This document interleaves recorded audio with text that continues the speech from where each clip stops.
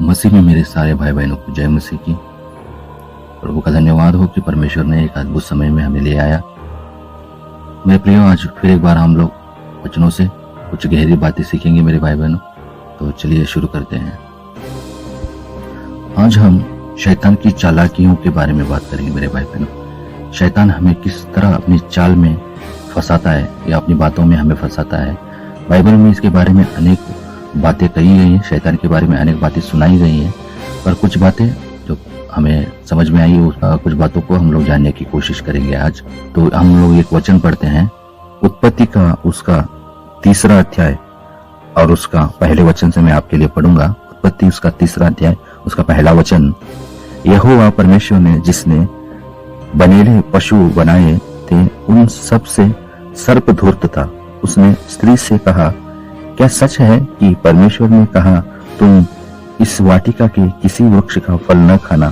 तो हम लोग देखते हैं मेरे भाई बहनों, शैतान यहाँ पर देखते हैं हवा को बहकाने की कोशिश कर रहा है। हवा को उसने बहकाया। शैतान यहाँ वचनों का गलत मतलब निकालने में माहिर है मेरे भाई बहनों। शैतान हमारे जीवन में आता है तो वो गलत वचनों का गलत, जैसे परमेश्वर हमारे जीवन में आकर अपने वचनों से हमें बनाने की कोशिश करता है, अपने वचनों से हमें ठीक करने की कोशिश करता है। परमेश्वर का वचन कहता है कि वो अपने वचनों को भेजकर हमें चंगा करता है, पर शैतान का काम है कि परमेश्वर के वचन को तोड़ मरोड़ना, या परमेश्वर ने जो वचन हमें दिए हैं, परमेश्वर ने जो हमसे बातें की हैं, उस बातों के बारे में या उस वचनों के बारे में हमें तोड़ मरोड़ कर उसे गलत प्रस्तुत करना शैतान का ये चाल है मेरे भाई। हम लोग उत्पत्ति में ही देखते हैं, बाइबल की शुरुआती पुस्तक में ही हम लोग देखते हैं शैतान ने कहा कि वचन में हम लोग देखते हैं, सच में परमेश्वर ने कहा तुम इस वाटिका के किसी वृक्ष का फल न खाना। क्या सच में कहा है परमेश्वर ने कि इस वाटिका के किसी वृक्ष का फल आप मत खाना? परमेश्वर ने ऐसा कहा था? नहीं। पर हम लोग यहाँ पर देखते हैं उत्पत्ति का उसका 2 अध्याय 16वां आयत से हम लोग पढ़ेंगे। और यहोवा परमेश्वर ने आदम को यह आज्ञा दी, तू वाटिका के सब वृक्षों का फल बिना खटके खा सकता है, पर भले या बुरे का ज्ञान का जो वृक्ष है उसका फल तू कभी न खाना, क्योंकि जिस दिन तू उसका फल खाएगा उसी दिन अवश्य मर जाएगा। परमेश्वर ने कहा कि तुम इस वाटिका में जो भी वृक्ष है वो वृक्ष को बिना खटके खाना, पर एक वृक्ष है यहाँ पर, एक वृक्ष है भले और बुरे का ज्ञान देने वाला वृक्ष है, उस वृक्ष का फल तुम मत खाना, जिस दिन तुम खाओगे तुम निश्चित ही मर जाओगे। पर शैतान क्या कह रहा है यहाँ पर? क्या परमेश्वर ने कहा है कि इस वाटिका के किसी भी वृक्ष का फल तुम न खाना? ऐसा परमेश्वर ने कहा है करके उसने हवा से बात करनी शुरू कर दी मेरे भाई बहनों। मतलब शैतान सत्य को या परमेश्वर के वचन को तोड़ मरोड़ कर प्रस्तुत करने में माहिर है। वो हमारे जीवन में, परमेश्वर हमारे जीवन में वचन देता है या परमेश्वर हमें क्रिया देता है, परमेश्वर हमें आज्ञाएं देता है, तब शैतान आकर उसे बिगाड़ने की कोशिश करता है। हम लोग देखते हैं परमेश्वर ने उन्हें आशीष भी दी थी, और परमेश्वर ने उन्हें आशीष का वचन भी दिया था। परमेश्वर ने वादा भी दिया था कि तुम इस वाटिका के सारे फल खा सकते हो, बस वो एक वृक्ष का छोड़कर। पर शैतान ने यहाँ पर आकर मिलावट करने की कोशिश की। शैतान हमेशा मिलावट करने वाला है मेरे भाई बहनों, हमारे जीवनों में, मनुष्य के जीवनों में। इसलिए उसके बारे में वचन में और भी कहा गया। मैं आपके लिए एक वचन पढ़ूंगा, 2 कुरिन्थी उसका 11वां अध्याय उसका 3 वचन मैं आपके लिए पढ़ूंगा। परंतु मैं डरता हूँ कि जैसे सांप ने अपनी चतुराई से हवा को बहकाया, वैसे ही तुम्हारे मन और उस सीधाई और पवित्रता से जो मसीह के साथ होनी चाहिए कहीं भ्रष्ट न किए जाए। तो यहाँ पर हम लोग देखते हैं मेरे भाई बहनों कि यहाँ पर वचन कह रहा है कि मैं डरता हूँ कि जैसे हवा को दुष्ट ने शैतान ने बहकाया, वैसे आपको ना बहका दे मेरे भाई बहनों। और ये क्यों कह रहा है? क्योंकि यहाँ पर वचन को देखता है, 14वां वचन मैं आपके लिए पढ़ूंगा, 2 कुरिन्थी उसका 11वां अध्याय उसका 14वां वचन। यह कुछ अचंभे की बात नहीं, क्योंकि शैतान आप भी ज्योति में स्वर्गदूत का रूप धारण करता है। यहाँ पर हम देखते हैं वो आता है, शैतान ज्योति में स्वर्गदूत का रूप धारण कर भी आ सकता है, वैसे उसके सेवक भी आ सकते हैं। आजकल हम लोग देखते हैं वचनों को तोड़ मरोड़ कर सत्य के वचन को तोड़ मरोड़ कर प्रस्तुत किया जाता है। क्यों? क्योंकि वो उनका कार्यों को कर पाए, या खुद के कार्यों को, जो परमेश्वर की इच्छा नहीं, जो खुद की इच्छाएं हैं वो पूरा कर पाए। इसलिए वचन को तोड़ मरोड़ कर वो परमेश्वर से मनुष्य को बहकाने की कोशिश कर रहे हैं, परमेश्वर से दूर ले जाने की कोशिश कर रहे हैं। इसका एक उदाहरण हम लोग आज देखेंगे। हम लोग देखते हैं मत्ती का उसका 4 अध्याय और उसका पहले आयत से हम लोग पढ़ेंगे। मैं एक एक वचन आपके लिए पढ़ूंगा। तब आत्मा यीशु को जंगल में ले गया ताकि इब्लिस से उसकी परीक्षा हो। वह 40 दिन और 40 रात निराहार रहा। तब उसे भूख लगी। तब परखने वाले ने पास आकर उससे कहा, यदि तू परमेश्वर का पुत्र है तो कह दे कि ये पत्थर रोटियां बन जाए।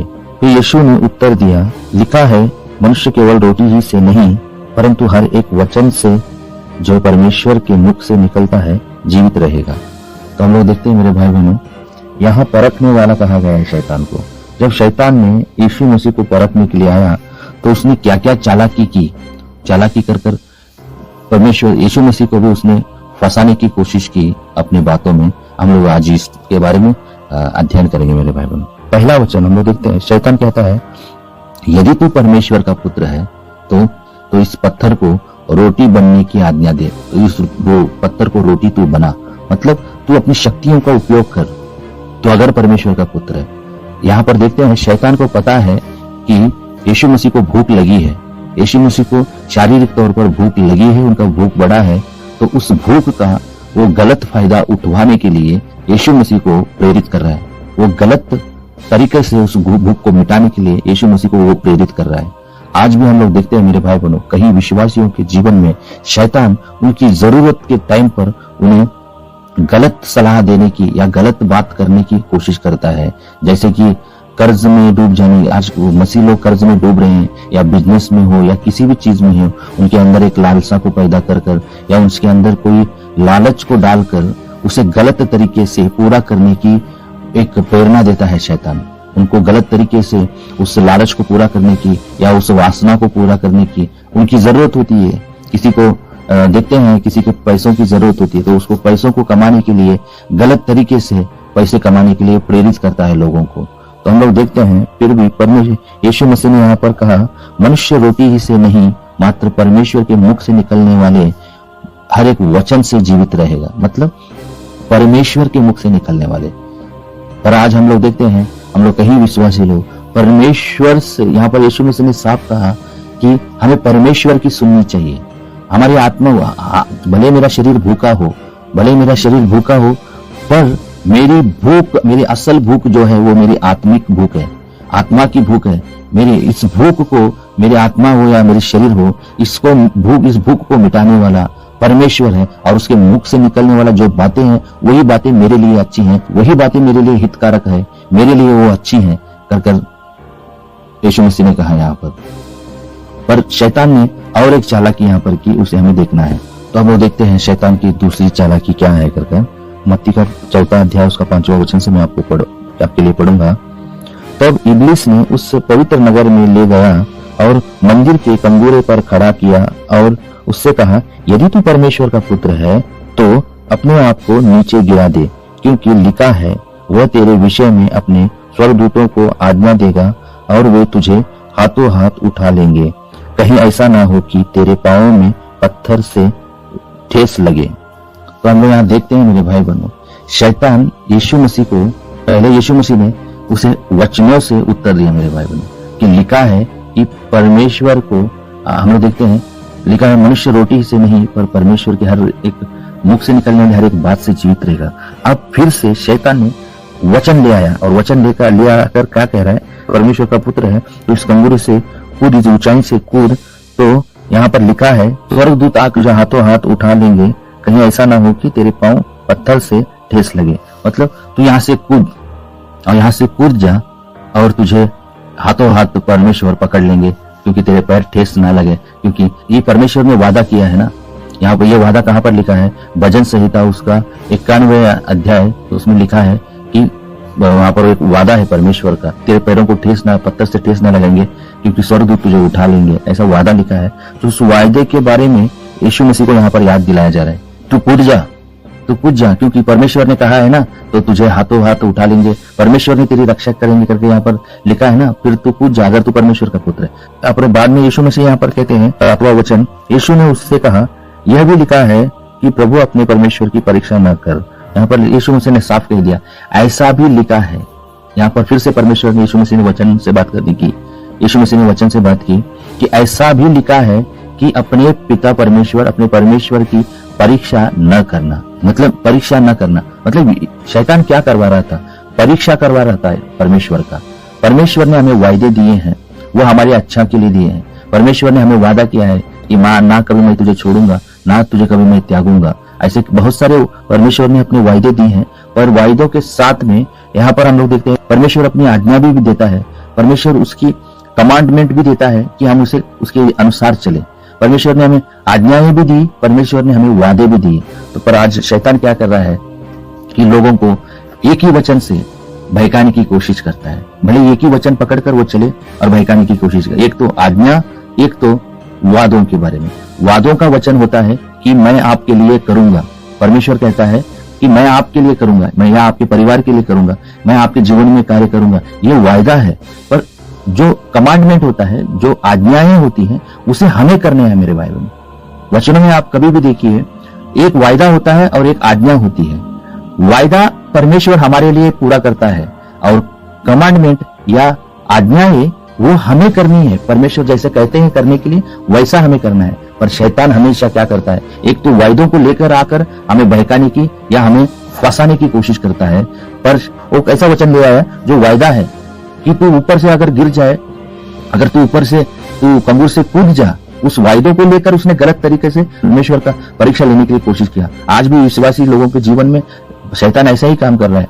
तू ये काम कर दे, तू वो काम कर दे, तू परमेश्वर का पुत्र है ना, तू बचाया हुआ है ना, यीशु मसीह के नाम पर तेरा उद्धार हुआ है, तू बचा है, तू परमेश्वर का पुत्र या पुत्री है ना, तो ये काम कर दे, ये काम कर दे, या वो कर दे करके गलत काम करने के लिए हमें लगा देता है मेरे भाई बहन। हमें या तू कर्ज ले ले, या तू कुछ कर दे, मतलब कुछ भी ऐसे गलत काम जो परमेश्वर के विरोध में है, गलत तरीके से हमें काम करने के लिए चलाता है। पर यहाँ पर यीशु मसीह ने हमें सिखाया, जब वो वायदों को लेकर आकर यीशु मसीह को फंसाने की कोशिश की, तो परमेश्वर ने वहां पर आज्ञा के वचन बोले, परमेश्वर ने वह कमांडमेंट का वचन बोले। और वो वचन क्या है? तू अपने परमेश्वर की परीक्षा न करना, ऐसा भी लिखा है। और आज भी हमें मेरे भाई बहनों, हमें जो आज्ञाएं दी गई हैं, वो आज्ञाओं के बारे में हमें शैतान को बताना है, कि हमें अपने आप को बताना है कि परमेश्वर की हमें परीक्षा भी नहीं करनी है। ऐसे ही यहाँ पर हम लोग देखते हैं कि एक उदाहरण के लिए मैं आपको बताऊंगा। वचन लिखता है कि हम किसी के कर्जदार ना बने, क्योंकि रोमियो में लिखा है कि हम किसी का कर्जदार ना बने, पर हम लोग कर्ज पर कर्ज लेते हैं, क्योंकि परमेश्वर है ना, हमें मदद कर देगा, परमेश्वर हमें मदद कर देगा ये करने के लिए। तो इस तरह परमेश्वर के वचनों को तोड़ मरोड़ कर शैतान लोगों को फंसाता है। विश्वासियों के जीवन में, आज मसीह के जीवन में शैतान ने पूरी उथल पुथल मचाकर वचनों का गलत मतलब उनके जीवन में डालकर, आज हम लोग देखते हैं झूठे सेवक, झूठे प्रेरित लोग परमेश्वर के वचनों को तोड़ मरोड़ कर आपके सामने प्रस्तुत करते हैं, क्योंकि वो अपनी इच्छाओं को पूरा कर पाए। जैसे शैतान अपनी इच्छा को पूरा करने के लिए वचनों का गलत मतलब डालकर आपको फंसाने की कोशिश करता है, वैसे ही उसके सेवक भी आज के आपके जीवनों में परमेश्वर के वचनों का गलत मतलब निकालना है, आपको फंसाने की कोशिश करता है। इसके लिए हम लोग वचनों की हमें सही समझ होनी चाहिए, और वचन के लिए हमें पवित्र आत्मा की संगति चाहिए, परमेश्वर की संगति चाहिए। हम लोग देखते हैं यहाँ पर यीशु मसीह ने सही टाइम पर सही वचनों का, यहाँ पर वचनों से शैतान को हरा दिया। हम लोग देखते हैं शैतान ने आकर यीशु मसीह से कहा, अगर तू परमेश्वर का पुत्र है तो इस पत्थर को रोटी बना। पर यीशु मसीह ने कहा, मनुष्य रोटी से नहीं, मात्र परमेश्वर के मुख से निकलने वाली हर एक बात से जीवित रहेगा। तब शैतान ने और एक चालाकी, तू वचनों से बात कर रहा है, चलिए मैं तुझसे वचनों से तुझे फंसाने की कोशिश करूंगा। इस मंदिर से कंगूर से कूद जा, अगर तू परमेश्वर का पुत्र है तो तुझे वचन में लिखा है ना कि तुझे स्वर्गदूत हाथों हाथ उठा लेंगे, क्योंकि तेरे पैर पत्थर से ठेस ना लगे। तो इसलिए ये आत्महत्या करने की कोशिश कर, आत्महत्या कर दे, मतलब तू अपने आप को मारने की कोशिश कर, क्योंकि परमेश्वर तुझे बचाएगा, ऐसा कि बोला है ना। ऐसे ही कर उसने यीशु मसीह के सामने परीक्षा डाली। फिर भी यीशु मसीह उसकी चालाकियों को समझ गया। यीशु मसीह ने उसकी चालाकी को समझकर उसके ऊपर जय पाई। उसने कहा, ऐसा भी लिखा है कि अपने परमेश्वर की परीक्षा न करना। तो आज हम लोग देखते हैं विश्वासियों के जीवन में कि परमेश्वर क्यों यीशु मसीह जीत पाया शैतान से, परीक्षा में यीशु मसीह ने कैसे जीता, क्योंकि वो परमेश्वर के साथ में था। यहाँ पर हमें दिखाया गया है परमेश्वर खुद मनुष्य बनकर इस संसार में आकर शैतान को हराया। इस बात को वचन में बताया गया है, दिखाया गया है, इसलिए क्योंकि यीशु मसीह परमेश्वर के साथ में हमेशा संगति में था, परमेश्वर की बातों को सुनता था, परमेश्वर की आत्मा से चलता था। आज हमारे जीवन में भी मेरे भाई बहनों हमें वचनों की सही जानकारी होनी जरूरी है, और इस वचनों की सही जानकारी और इससे सही इस्तेमाल करना हमें आना चाहिए। और इसे सही इस्तेमाल करने के लिए हमें सिर्फ पवित्र आत्मा ही गाइड कर सकता है, पवित्र आत्मा ही हमें समझा सकता है, क्योंकि पवित्र आत्मा हमारे मन में आकर वचनों की सही बातें बताएगा, वचनों की सही परख, वचनों की सही अर्थ हमें समझाएगा मेरे भाई बहनों। क्योंकि वचन कहता है वो सहायक जब आएगा वो सत्य में ले जाएगा, सत्य के वचन आप बचपन में वचनों में आपको ले जाएगा, सत्य में आपको ले जाएगा। कौन? पवित्र आत्मा। तो इसीलिए मेरे भाई बहनों शैतान ऐसे चालाकी करता है। मैं एक विश्वासी को जानता हूँ, मैं उनके घर पर अगर प्रेयर के लिए गया था, एक दिन मैं उनके घर पर प्रार्थना करने के लिए गया था, तो उनके घरों में वो सब जगह वचन से लिखे हुए थे। उनके हॉल में पूरे वचन से भरे हुए बड़े बड़े पैम्पलेट लगे हुए थे, लिखे हुए थे, और वो सारे वचने वायदों के वचन थे। मैं तुझे कभी नहीं छोड़ूंगा, मैं तुझे कभी नहीं त्यागूंगा, न मत डर, मैं तेरे साथ में हूं। इस तरह के सारे वचन थे। और तो अगर सांप या बिच्छू पर भी तो भी रोंदेगा तो तू हानि नहीं होगी। ऐसा सारे मतलब जो परमेश्वर ने वायदे दिए हैं उस सारे वायदों का वहां पर वचन था। पर मैंने एक वहां पर बात को ढूंढने की कोशिश की, सिर्फ वायदों का वचन था, मगर वहां पर कमांडमेंट या परमेश्वर का जो आज्ञा है वो वहां पर नहीं था। वो वहां पर कहीं पर भी मैंने देखा परमेश्वर ने जो आज्ञा दी है कि तू ऐसा कर, अगर तू ऐसा करेगा तो तू सफल होगा, या मेरे वचनों को तू पूरा कर, या जो आज्ञाएं दी गई हैं वो आज्ञाओं का वचन वहां पर एक भी लिखा हुआ नहीं था।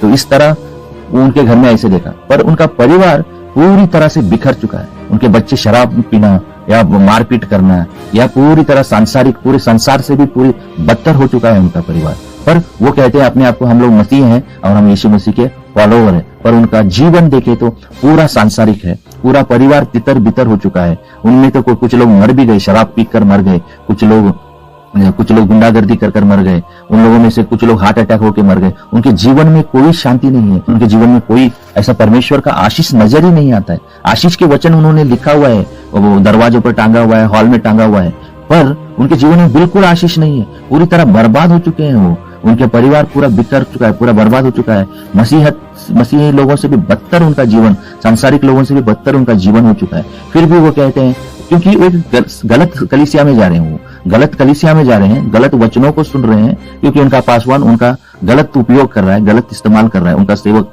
जो उनके चर्च का जो सेवक एल्डर जो भी सब गलत तरीके से चल रहे हैं, गलत तरीके से बढ़ रहे हैं। और ये पास्टर को, वो पास्टर को, बहुत सारे पास्टरों को अपने घर पर प्रार्थना के लिए बुलाते हैं, पर वो खुद वचन में स्थिर नहीं है। वचन जैसा उनके जीवन को मैंने जानने की कोशिश की, मैंने उनका पूछा वो कैसे परमेश्वर के विश्वास में चलते हैं, तो कई सारी गलत बातें हैं उनके जीवन में, कई सारी गलत बातें करते हैं वो, जो परमेश्वर के विरोध में है, परमेश्वर की आज्ञा के विरोध में है। परमेश्वर ने जो कमांडमेंट दिया है मनुष्यों को, उसके विरोध में वो काम करते हैं, तो उनके जीवन में आशीष कहां से आएगा। इस तरह आज भी हम लोग देखते हैं मेरे भाई बहनों, आशीष के वचनों से शैतान लोगों को फंसा रहा है, क्योंकि परमेश्वर ने आशीष दी है, पर आशीष के साथ में आज्ञाएं भी दी है। परमेश्वर ने वायदों का वचन भी दिया है, पर परमेश्वर ने कमांडमेंट का वचन या आज्ञा का वचन भी दिया है। तो शैतान हमारे जीवनों में वचनों की हेराफेर करवाकर, वचनों की अदला बदली करवाकर हमारे जीवन को, हमारे मसीही जीवन को बर्बाद करने या हमें बिगाड़ने की कोशिश करता है, फंसाने की कोशिश करता है। तो शैतान की चालाकियों से हमें बचना है मेरे भाई बहनों। आज वो पूरा परिवार, वो जिस परिवार के बारे में मैं बात कर रहा हूँ, वो परिवार पूरी तरह बर्बाद हो चुका है, पूरी तरह बर्बाद हो चुके हैं। उनके घर के कुछ बच्चे मर गए शराब पी कर या कुछ गलत काम करके, कुछ गुजर गए, घर के जो बड़े व्यक्ति थे वो गुजर गए, और परिवार की हालत इतनी बेकार हो चुकी है कि वो एक पैसों के लिए मोहताज हो चुके हैं उनका परिवार। मगर यही लोग अपने आप को मसीह कहलाते हैं, तो संसार में इनका क्या गवाही रह जाएगी। अगर ये यीशु मसीह को फॉलो करते हैं, यीशु मसीह के फॉलोअर कहलाते हैं, यीशु मसीह लोग कहलाते हैं, और संसार के लोगों के सामने इनकी गवाही इतनी गलत हो चुकी है, इसके कारण हमारे परमेश्वर का नाम खराब हो जाता है। इसलिए मेरे भाई बहनों, वचनों की सही समझ होनी जरूरी है। वचन में हमें वायदे दिए हैं, तो वचन में हमें आज्ञाएं भी दी है। तो वचन में हमें वायदे हमारे अच्छे के लिए दिए और आज्ञाएं भी हमारे अच्छे के लिए दिए। अगर हम परमेश्वर की आज्ञाओं को पूरा नहीं करेंगे तो वायदों का कोई मतलब ही नहीं रह जाता। अगर परमेश्वर जैसा कहता है वैसा हम नहीं चलेंगे तो परमेश्वर की आशीष भी हमें नहीं मिलेगी मेरे भाई बहनों। इसलिए वचनों की सही समझ में चलने के लिए शैतान हमेशा बिगाड़ने की कोशिश करता है। अगर आपके जीवन में ऐसा हो तो आप वचन को आज ही गंभीरता से लेने की कोशिश करें। परमेश्वर आप सबको आशीष करें।